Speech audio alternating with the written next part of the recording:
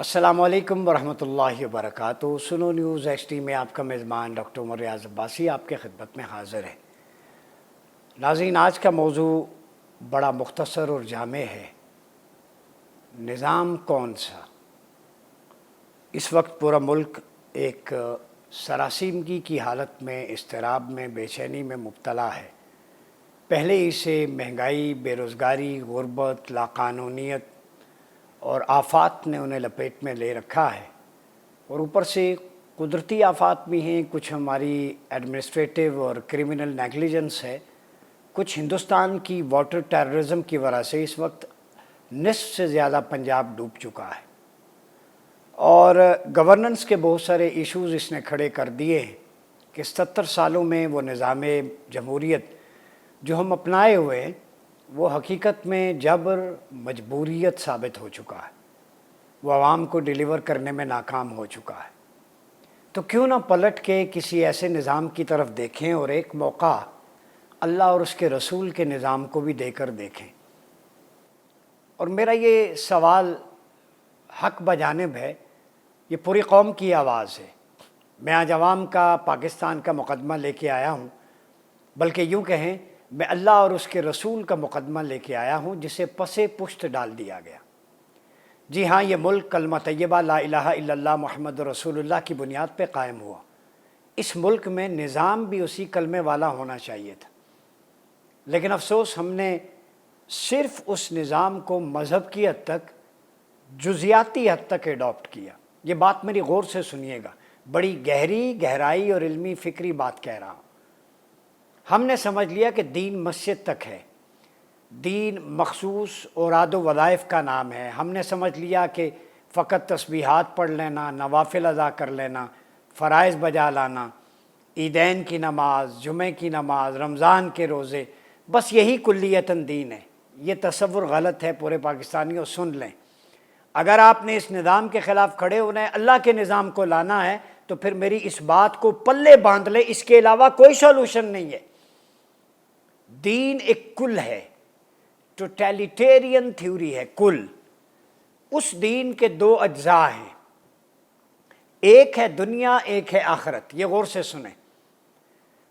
دین کا جو حصہ دنیا اور اس کے امور سے بحث کرتا ہے اسے سیاست کہتے ہیں، اور دین کا جو حصہ آخرت اور اس کی جزیات سے بحث کرتا ہے اسے مذہب کہتے ہیں۔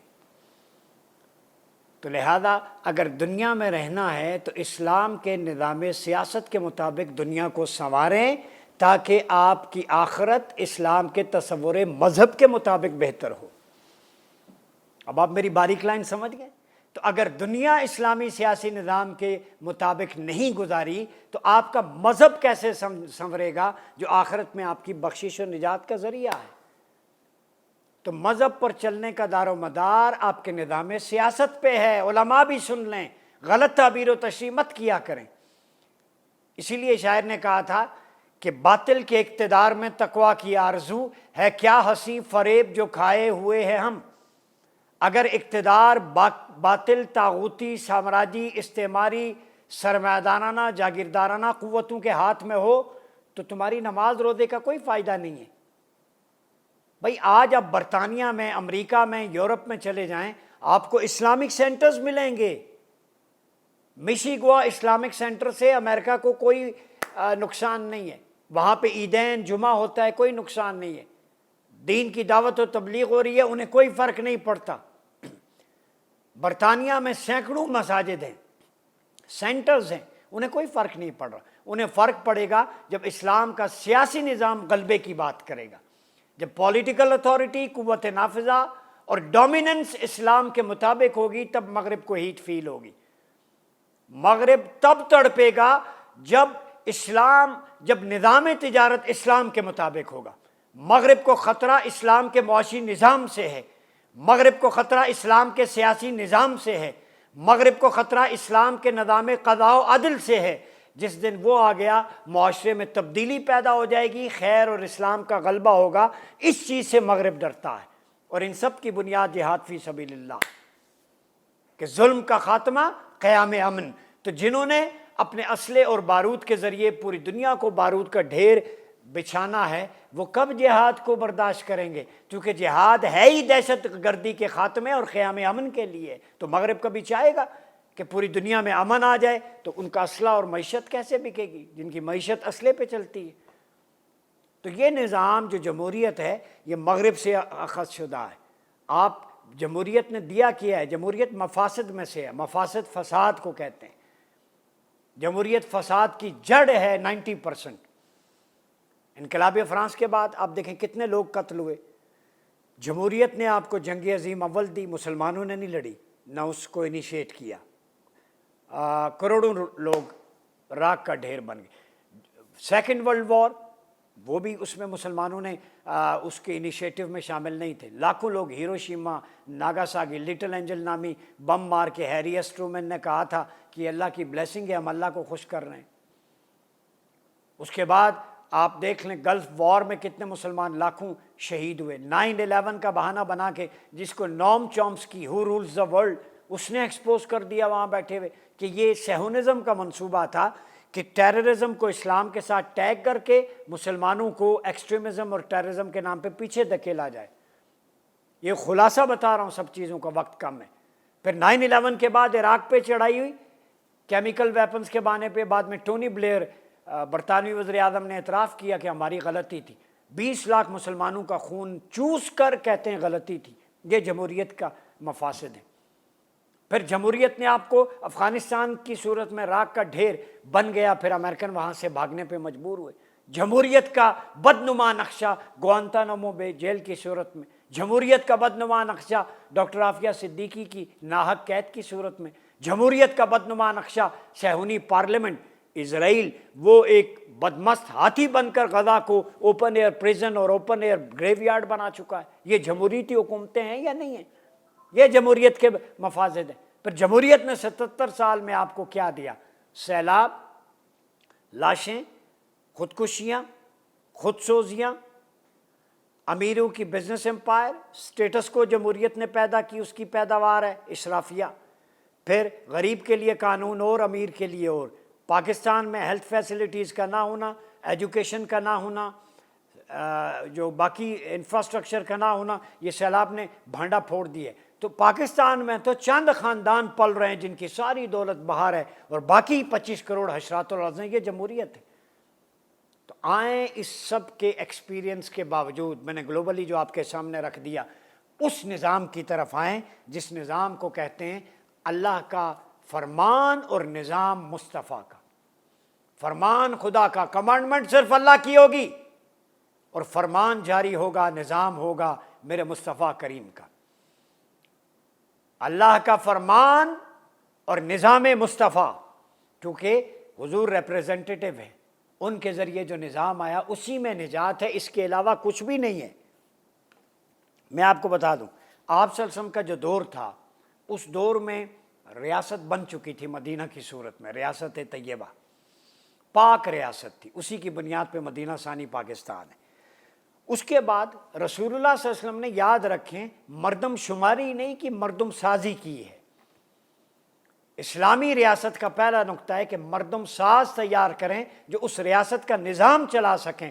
تو رسول اللہ صلی اللہ علیہ وسلم پہلی ہستی ہیں جنہوں نے مردم ساز تیار کیے. 1,24,000 فیوچر کی لیڈرشپ دے دی، جنہوں نے 30 سالہ دور خلافت راشدہ میں دنیا کو بتا دیا کہ رسول اللہ کے ظاہری وصال کے بعد آپ کی لیگیسی کو کیری کیا اور آپ کے ایٹریبیوٹس کو امپلیمنٹ کیا، انسٹیٹیوشن بلڈنگ کی. آج دنیا اس کو عمر لاز اور خلافہ علی منہاج النبوہ کے نام سے جانتی.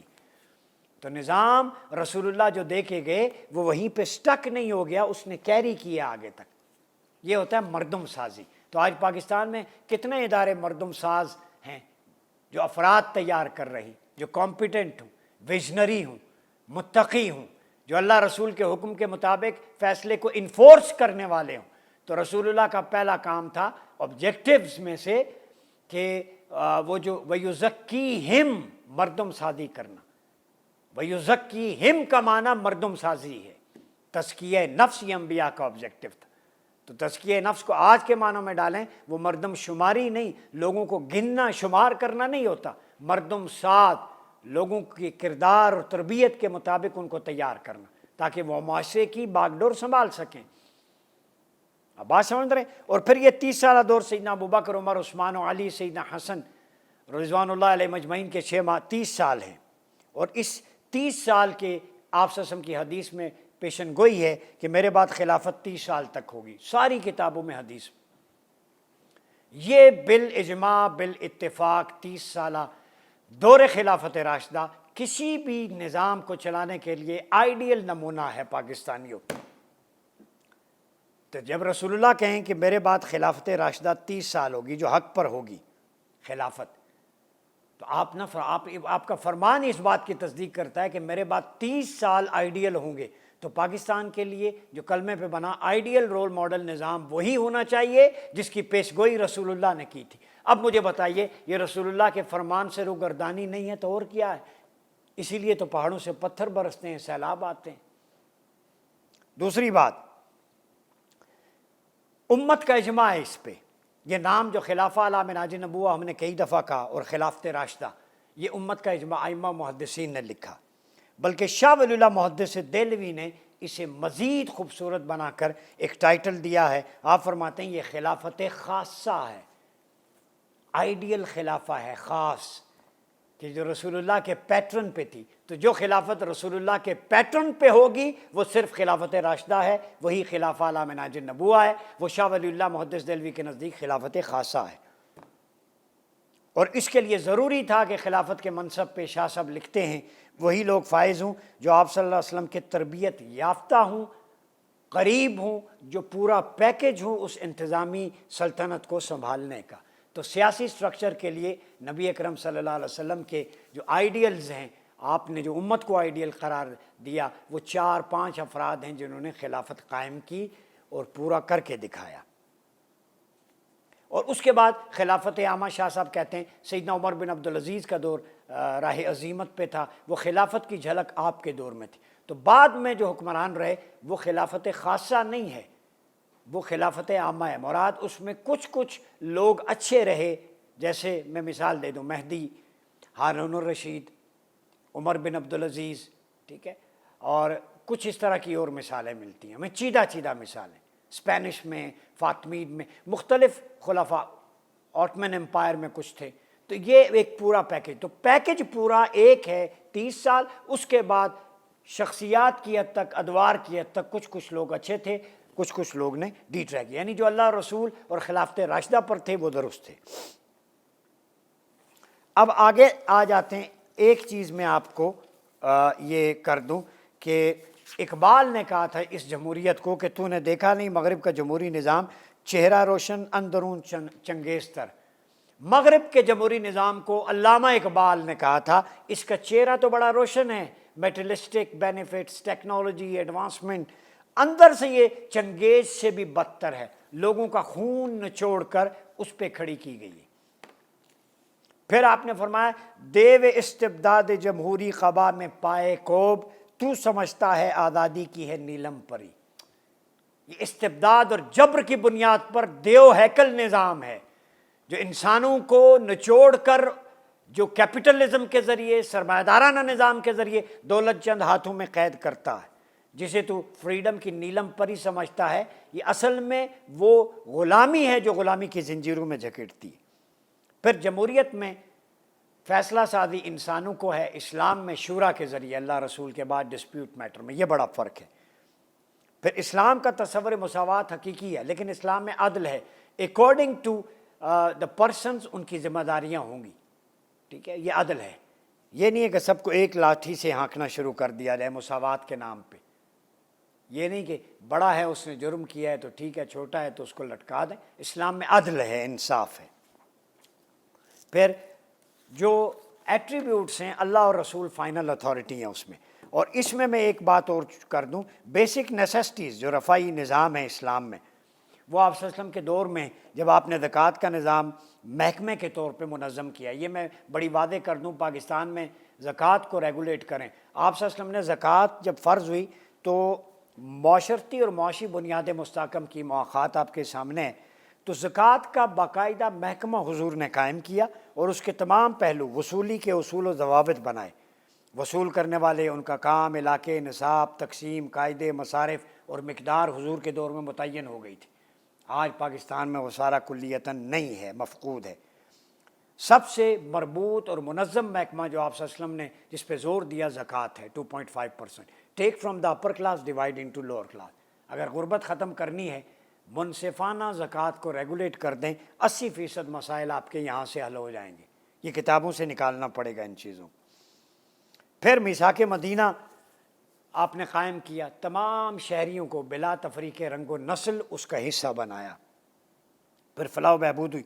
جب عمر فاروق کا دور آیا تو رفاع عامہ اور خدمت خلق پر جو آپ نے کام کیے وہ بڑے امپورٹنٹ ہیں۔ آپ قریش کے چونکہ ڈپلومیٹ بھی رہے ہیں، سفارتکاری کی ہے، تو آپ نے جو ہے ایک نابینا عورت رہتی تھی، تو دیکھتے کہ کوئی شخص آ کے اس کا کام کاج کر جاتا ہے، برتن دھو دیتا ہے، تو ایک دن آپ نے چھپ کے دیکھا تو پتہ چلا سیدنا ابو بکر جو خلیفہ ہونے کے باوجود پوشیدہ طور پر اس عورت کے گھر آتے اور گھر کے کام کرتے۔ ہم سے پوچھتے ہیں کہ سعد نذیر صاحب چیئرمین تکمیل پاکستان، آپ لوگ یہ خلفاء کی بات کیوں کرتے ہیں؟ اس لیے بحیثیت ہیڈ آف اسٹیٹ قربان جائیں صدیق اکبر آپ کی عظمت پر، اتنے لاکھوں مربع میل کے خلیفہ اور ایک بلائنڈ ویمن کے گھر کے کام کاج رات کی تاریکی میں چھپ کے آ کے کر سکتے۔ کہاں سے لائیں وہ ابو بکر؟ وہ کتابوں میں رہ گئے۔ یہ نظام چاہتے ہیں ہم، اس میں اسرافیہ کی، پروٹوکول کی کوئی ضرورت نہیں کہ میرے ٹیگز اتر جائیں گے، پھول اتر جائیں گے، ایسا کام کیا۔ پھر غلاموں کے ساتھ انفرادی برتاؤ، غلاموں کو ساتھ بلا کر سیدنا عمر اپنے دسترخوان پہ کھانا کھلاتے، یہ خلافت ہے۔ آج کس منسٹری میں مزدوروں کو کام کے بعد اپنے ساتھ بٹھا کے کھانا کھلایا جاتا ہے؟ مجھے ایک شخص مثال بتا دیں۔ پھر حاضرین کو سنتے اور انہیں کہتے کہ ان پہ مزدوروں پہ ظلم نہ کرو۔ پھر سرداران فوج کو لکھ بھیجا، تمہارا کوئی بھی شخص امان دے تو امان تمہاری مسلمانوں کی طرف سے ہوگی اور فوج کو اس کا پابند ہونا ہوگا۔ امان سب کے لیے، فوج کے لیے پیرامیٹر۔ پھر غلامی کو ختم کیا آپ نے۔ پھر اجتماعی اور ملی سوچ، جب مصر میں فسطاط شہر آباد کیا، سرکاری عمارتوں کے ساتھ ایک خاص مکان عمرو بن العاص نے سیدنا عمر کے لیے بنوایا، تو اس کے بارے میں لکھا تو انہوں نے کہا اجتماعی کام میں لگاؤ، وہاں بازار آباد کراؤ، یہ مکان مجھے ضرورت نہیں ہے میرے ٹھہرانے کے لیے۔ پروٹوکول کی نفی ہو گئی اس سے۔ فسطاط صوبے میں میرے لیے مکان الگ کیوں؟ رفاع عامہ میں خرچ کرو، فلاح بہبود کے لیے خرچ کرو، اجتماعی معاملات میں خرچ کرو۔ عمر عام سے پتھر کے تکیے پہ بھی سو سکتا ہے، یہ خلیفہ کی سوچ۔ یہ کتابوں میں رہ گئی ساری جھلک، ہم کہہ رہے ہیں یہ نافذ کریں معاشرے میں۔ پھر سربراہ مملکت کے لیے، پھر نہری نظام، آج سیلاب آیا ہوا ہے، پنجاب ڈوبا ہے، نہر ابو موسیٰ، پانی کی کمی تھی، 6 میل سے لوگ پانی لاتے۔ سیدنا عمر نے کوفہ کے لوگوں کی شکایت پہ ابو موسیٰ اشعری کو دجلہ سے نہر کھود کر پانی لانے کا حکم دیا اس دور میں۔ چنانچہ دجلہ سے 9 میل لمبی نہر کھود کر بصرہ لائی گئی اور گھر گھر میٹھا پانی پہنچا۔ یہ نہر ابو موسیٰ آج بھی موجود ہے۔ پھر نہر معقل دجلہ سے کاٹی گئی، معقل بن یسار کے ذمہ تھی، یہ مشہور۔ نہر سعد، یہ سعد کے نام سے مشہور ہوئی، یہ نہر انبار والوں کے مطالبے پر ہوئی۔ نہر امیر المؤمنین یعنی نہر سویز مصر والی جو حضرت عمر کے نام سے بنی، وہ نہر تھی جو امیر المؤمنین کے نام سے مشہور ہوئی، آج سویز ہے۔ دریائے نور کو یہ نہر بحر قلزم سے ملاتی ہے اور یہ 59 میل لمبی ہے، 6 ماہ میں تیار ہوئی اور تجارتی سواری کے لیے اس وقت بحری جہازوں کے استعمال میں۔ پھر جدہ اور دیگر حصوں میں سامان پہنچتا، مصر کے لوگوں کو تجارت میں فائدہ ہوا اور قحط کی کمی ہوئی۔ یہ انیشیٹوز ہیں۔ پھر عمارتیں تعمیر کروائیں، فوجی چھاونیاں، جن مساجد جن کی تعداد 4000 ہے حضرت عمر کے دور میں۔ فوجی چھاونیوں کا کانسیپٹ حضرت عمر نے دیا، فوجیوں کے لیے الگ چھاونی ہے، ان کی الگ ضروریات دفاع کے لیے۔ فوجی چھاونیوں کے بانی حضرت عمر ہیں۔ پھر دارالامارہ، قید خانے، مسافر خانے، مہمان خانے کی جو رفاع عامہ، بیرون شہر سے جو مہمان آتا وہ ریاست کی خلافت کی ذمہ داری تھی، 3 دن تک اس کا کھانا پینا زاد راہ ریاست کے ذمہ تھا۔ واپس اگر اس کے پاس سواری نہیں ہے، زاد راہ نہیں ہے، تو امیر المومنین کے حکم پر بیت المال سے اسے دے کے بھیجا جاتا تھا۔ کئی لوگ آتے کہ ان کے علاقے میں کہتے یہ مجبوری ہے، قرض دار بھی آتے، تو سیدنا علی کرم اللہ وجہ الکریم کو ایک الگ سے ڈپارٹمنٹ بنایا ہوا تھا وہاں پہ بیت المال میں۔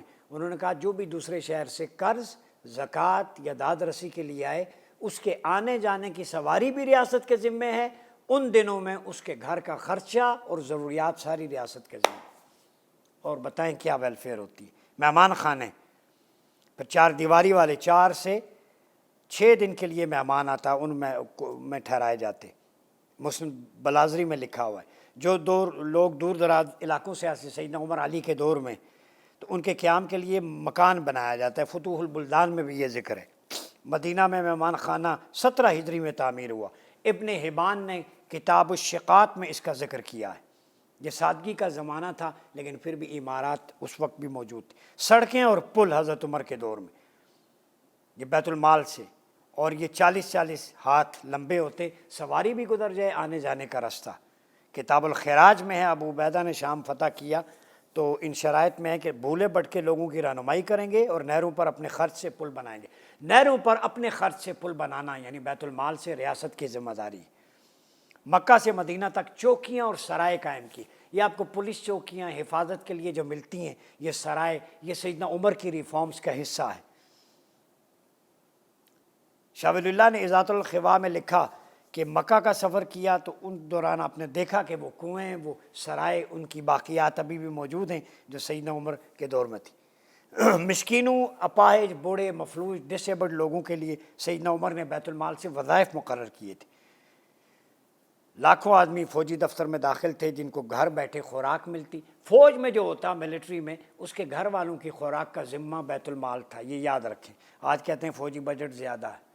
سیدنا عمر نے اس وقت کہا تھا دفاع ہوگا، ریاست مضبوط ہوگی۔ اگر فوجی ڈیوٹی پہ ہے، گھر والوں کی ضروریات ریاست پوری کرے گی۔ ہمیں تانا نہ دیا کرو، حضرت عمر کی ریفارمز ہیں یہ، آنکھیں کھولو، جہاں جاہل نہ بنا کرو۔